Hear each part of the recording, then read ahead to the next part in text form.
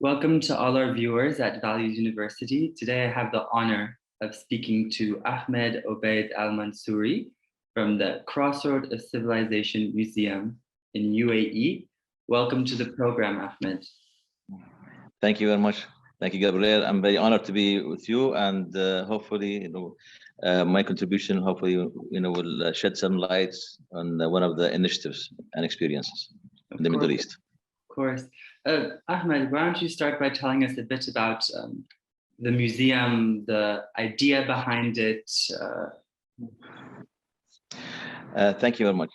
And thanks to your lovely audience also.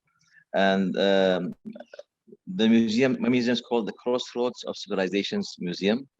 This museum is located in the Dubai, United Arab Emirates, and the name came from its location between the Dubai Creek and the Arabian Gulf, where we had the ships used to come, according to Greek records, the ships used to come there to the Arabian Gulf from between 600 700 BC before Christ, and for trade. And also we have from Dubai Creek, we had artifacts from different civilizations since 3000 BC.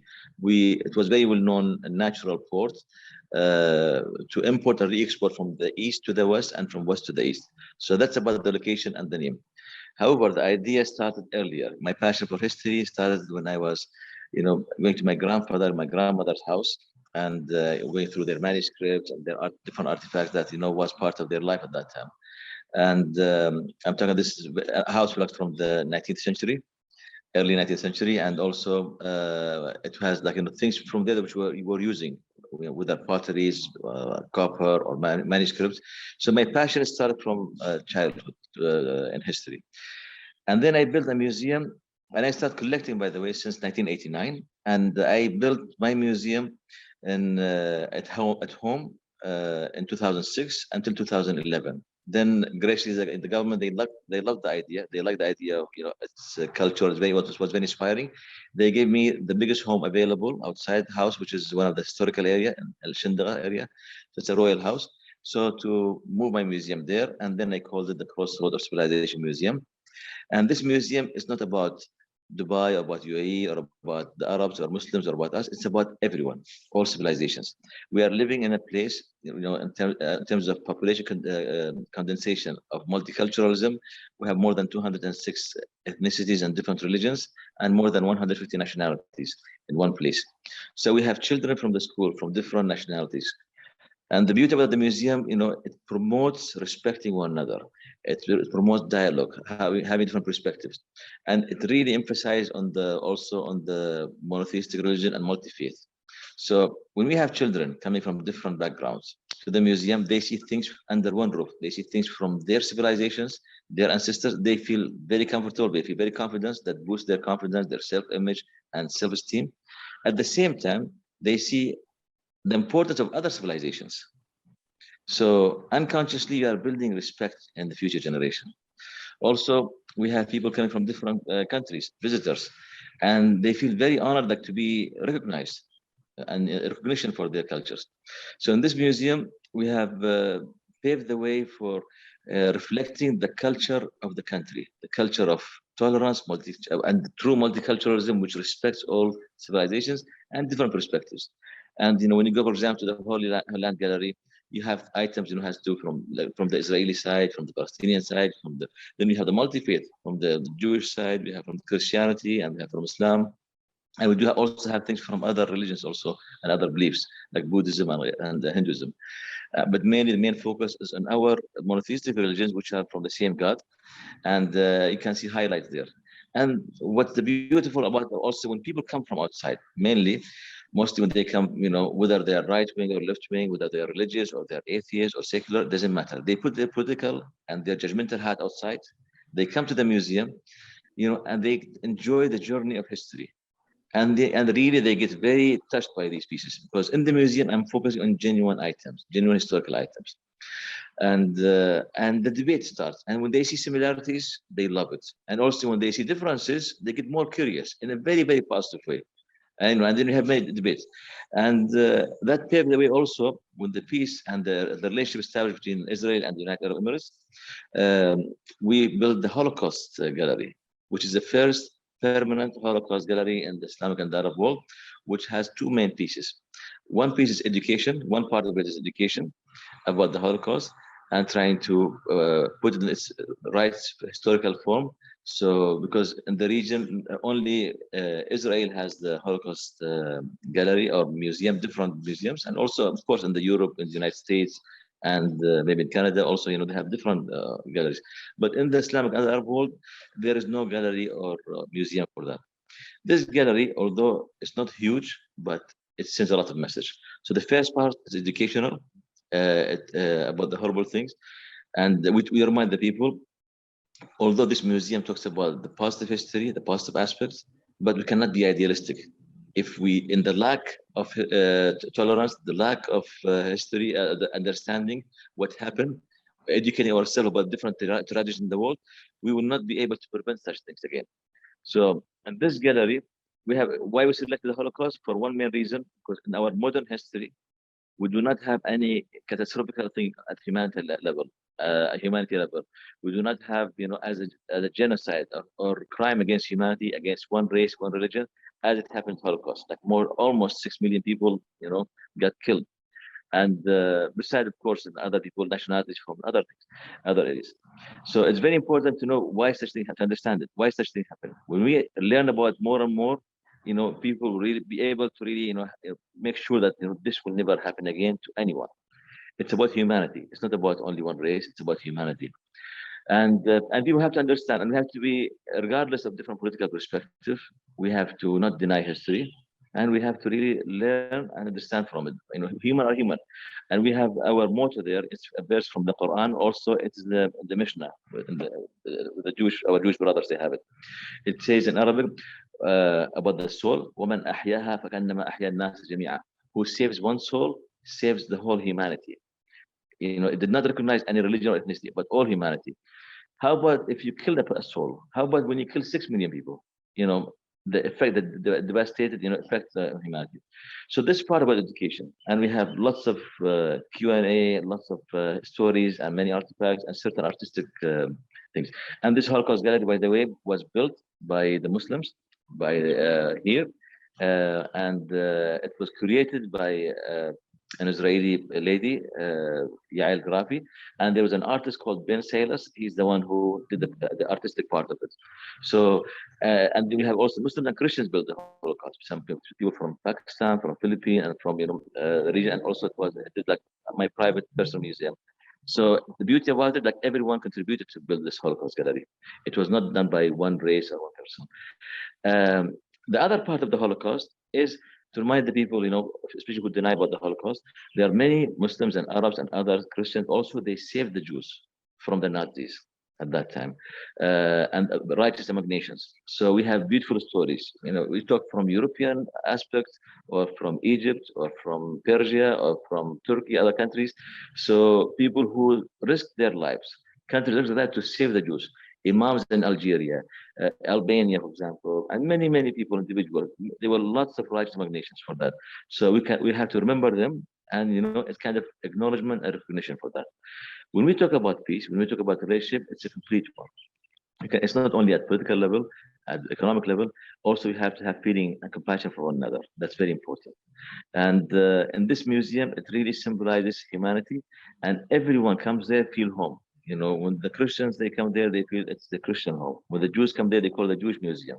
And then also you have the Muslims. And then you have people from India, from Europe, from Persia. Everyone, they see themselves in the museum. And that's the beauty about it. To do something for humanity, genuinely, and from history, and let the artifacts and the manuscripts speak for themselves. And I think, such initiatives, if we have lots of them like that, that will have great effect, add value to harmony and positive coexistence between all of us.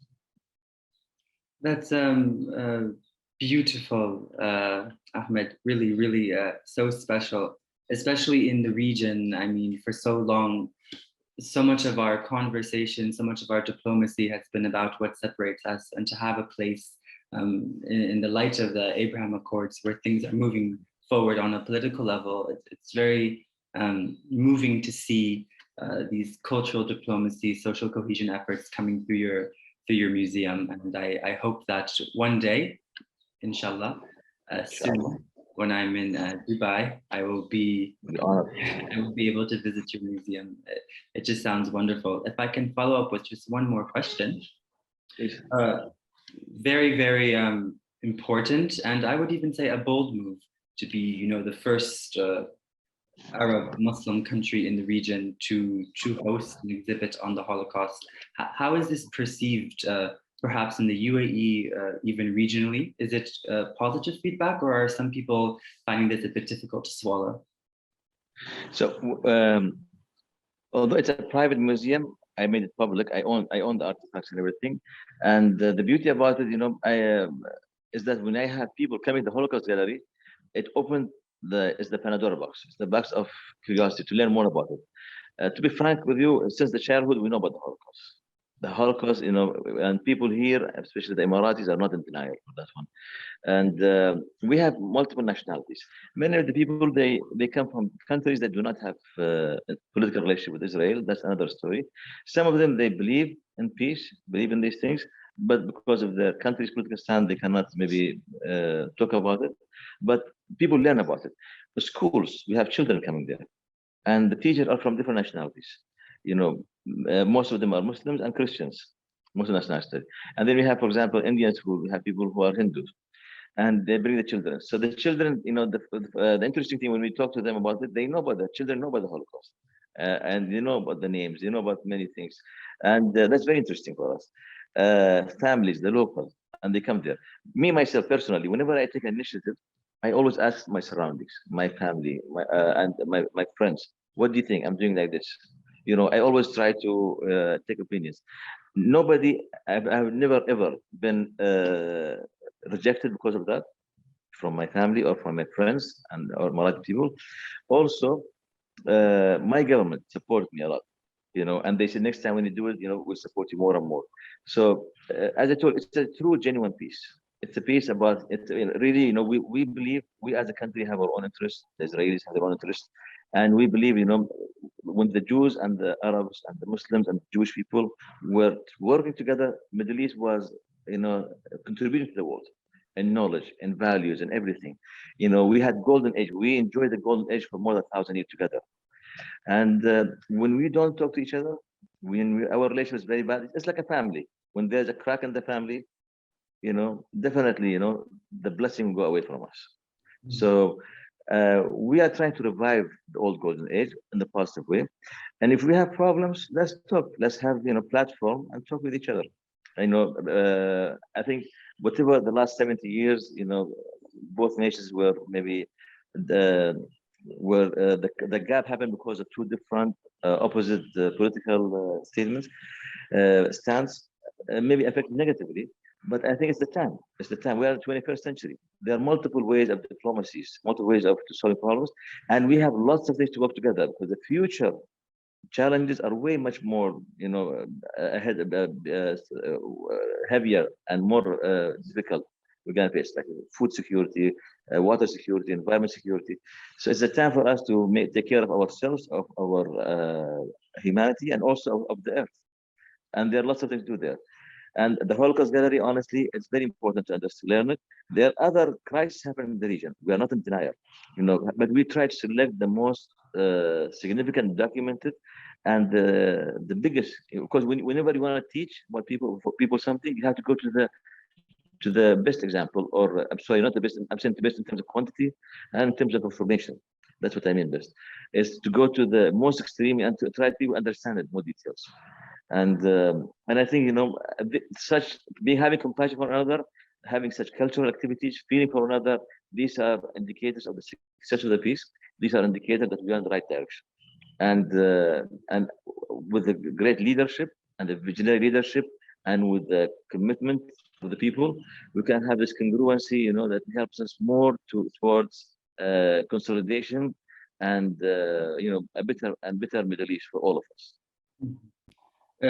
Beautifully said, Ahmed, and highlighting those last values you mentioned, cooperation, coexistence, peace, leadership, even education. These are all very, very important things to hold on to, especially given the current circumstances we're seeing globally. I'll keep it vague. Thank you so much for speaking to us today. We're going to link in this video Thank you. information on how to find your museum and more information uh, on that. And we wish you all the best. Thank you. Keep going, and you're doing amazing things. And we were happy to host you here on Values University. Thank you for the opportunity. And you know, I think each one of us doing something, and we complement one another. The whole world, a beautiful story, mosaic painting, and each one of us is completing the story of the history in a positive way. Beautiful. Thank you. Thank you, sir. Shalom.